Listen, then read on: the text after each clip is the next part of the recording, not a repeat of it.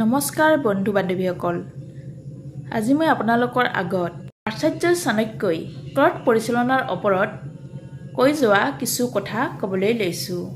খং হৈছে এক শক্তিশালী আৱেগ যিয়ে প্ৰেৰণা আৰু ধ্বংস দুয়োটা কৰাৰ সম্ভাৱনা আছে। প্ৰাচীন ভাৰতীয় দাৰ্শনিক অৰ্থনীতিবিদ চন্দ্ৰগুপ্ত মৌৰ্যৰ উপদেষ্টা চাণক্যই মানৱ জীৱনত ক্ৰোধৰ তাৎপৰ্য স্বীকাৰ কৰিছিল। চাণক্য নীতিত বা খং নিয়ন্ত্ৰণৰ ওপৰত তেওঁৰ শিক্ষাই এই আৱেগক ইতিবাচক ফলাফলৰ বাবে কেনেকৈ ব্যৱহাৰ কৰিব পাৰি তাৰ মূল্যৱান অন্তৰ্দৃষ্টি প্ৰদান কৰি আহিছে। ক্ৰোধৰ ওপৰত নিয়ন্ত্ৰণ। চাণক্যই ক্ৰোধৰ নিয়ন্ত্ৰণৰ প্ৰয়োজনীয়তাৰ ওপৰত গুৰুত্ব আৰোপ কৰিছে। তেওঁৰ মতে খং অনিয়ন্ত্ৰিত হ'লে অযুক্তিকৰ কাৰ্য আৰু দুৰ্বল সিদ্ধান্ত গ্ৰহণৰ সৃষ্টি হ'ব পাৰে। খঙৰ উত্তাপত ব্যক্তিয়ে প্ৰায়ে এনেকুৱা কথা কয় বা কৰে যিবোৰ তেওঁলোকে পিছত অনুশোচনা কৰে। এনে আক্ষেপ ৰোধ কৰিবৰ বাবে চাণক্যই আত্মনিয়ন্ত্ৰণৰ পৰামৰ্শ দিছিল। ক্ৰোধৰ সময়। চাণক্যৰ মতে ক্ৰোধ নিৰ্বিচাৰে প্ৰকাশ কৰা উচিত নহয়। তেওঁ চিনি পাইছিল যে এনে কিছুমান মুহূৰ্ত আছে যেতিয়া খং এটা উপযোগী আহিলা হ'ব পাৰে। যিবোৰ পৰিস্থিতিত অন্যায় বা অন্যায়ৰ সৈতে মোকাবিলা কৰিব লাগিব, তেনে পৰিস্থিতিত নিয়ন্ত্ৰিত খঙে ইতিবাচক পৰিৱৰ্তনৰ অনুঘটক হিচাপে কাম কৰিব পাৰে। অৱশ্যে চাণক্যই এই ক্ষেত্ৰত সাৱধানতা অৱলম্বন কৰিবলৈ কৈছে। চাণক্যই খঙত জ্বলি নুঠিবলৈ আৰু অভ্যাসগত প্ৰতিক্ৰিয়াত পৰিণত হ'বলৈ নিদিয়াৰ পৰা সতৰ্ক কৰি দিছিল। ক্ৰোধৰ পৰিণতি। চাণক্যই ক্ৰোধৰ ধ্বংসাত্মক সম্ভাৱনাৰ বিষয়ে তীব্ৰভাৱে সচেতন আছিল। তেওঁৰ মতে নিয়ন্ত্ৰণহীন খঙৰ ফলত ব্যক্তিগত আৰু পেছাদাৰী দুয়োটা সম্পৰ্ক খহনীয়া হ'ব পাৰে। তেওঁ সকীয়াই দিছিল যে খঙত কৰা কাৰ্যৰ স্থায়ী প্ৰতিক্ৰিয়া হ'ব পাৰে যাৰ ফলত নিজৰ আৰু আনৰ ক্ষতি হ'ব পাৰে। এনে পৰিণতিৰ পৰা হাত সাৰিবলৈ তেওঁ এই শক্তিশালী আৱেগ পৰিচালনাৰ বাবে চিন্তাশীল পদ্ধতিৰ পোষকতা কৰিছিল। শান্তি আৰু ধৈৰ্যৰ বীজ ৰোপণ কৰা। চাণক্যই স্বীকাৰ কৰিছিল যে খঙৰ প্ৰতিষেধক শান্তি আৰু ধৈৰ্যৰ দৰে গুণ বিকশিত কৰাত নিহিত হৈ আছে।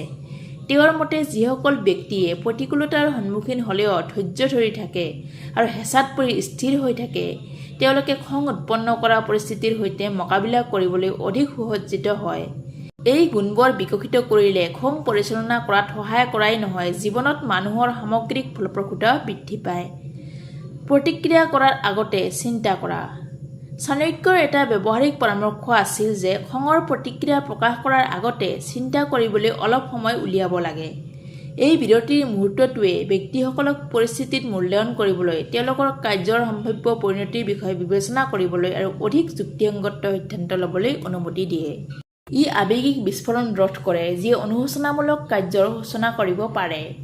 চাণক্যই বিশ্বাস কৰিছিল যে খঙক উপযুক্তভাৱে ব্যৱহাৰ কৰিলে ইতিবাচক পৰিৱৰ্তনৰ এক শক্তি হ'ব পাৰে। খঙক ধ্বংসাত্মকভাৱে নিৰ্দেশিত কৰাৰ পৰিৱৰ্তে ইয়াক প্ৰেৰণাৰ উৎস হিচাপে ব্যৱহাৰ কৰাৰ পৰামৰ্শ দিছিল। প্ৰত্যাহ্বান বা বাধাৰ সন্মুখীন হ'লে খঙে দৃঢ়তা আৰু প্ৰতিকূলতাক জয় কৰাৰ ইচ্ছাক ইন্ধন যোগাব পাৰে।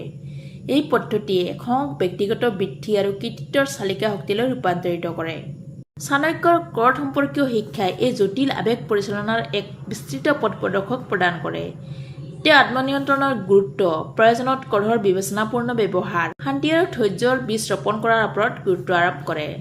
ইয়াৰ উপৰিও তেওঁৰ জ্ঞানে প্ৰতিক্ৰিয়া প্ৰকাশ কৰাৰ আগতে চিন্তা কৰাৰ প্ৰয়োজনীয়তা আৰু খঙক ইতিবাচকভাৱে পৰিচালনা কৰাৰ সম্ভাৱনাৰ ওপৰত গুৰুত্ব আৰোপ কৰিছিল। প্ৰাচীন ভাৰতীয় দৰ্শনত শিপাই থকা এই নীতিসমূহে ক্ৰোধ নিয়ন্ত্ৰণ কৰাৰ মূল্যৱান অন্তৰ্দৃষ্টি আগবঢ়াই আহিছে।